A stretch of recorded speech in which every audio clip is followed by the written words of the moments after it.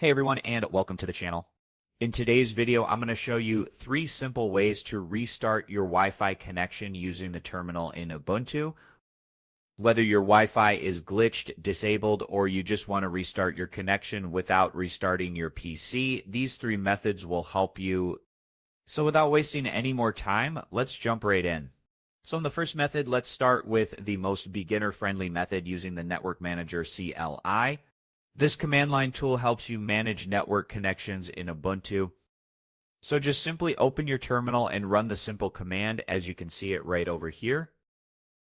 Then just simply hit enter. And once you do this, your Wi-Fi should turn off. Now wait for a few seconds. Like for example, give it 3 to 5 seconds before you turn it back on. This allows the interface to restart the Wi-Fi properly. Now, after waiting 3, 4, or 5 seconds, just simply use the same command line and replace off with on and then hit enter. This will quickly toggle on and off your Wi-Fi connectivity completely. So now let's move on to the second method. Now let's try using the rfkill. This command line blocks or unblocks wireless devices like Wi-Fi and Bluetooth. So just simply paste the command that you will find in the description box, and this command will temporarily disable your wireless adapters. So just simply hit enter and then again wait for a few seconds.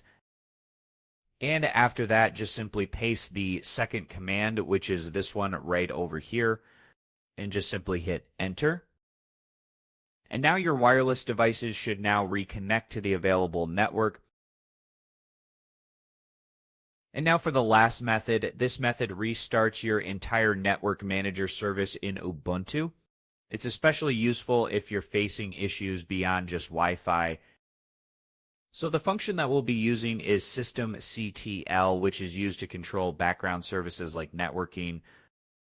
So just simply copy and paste the command that you will find in the description box below, and then run this command to restart the service that handles all your networking connections.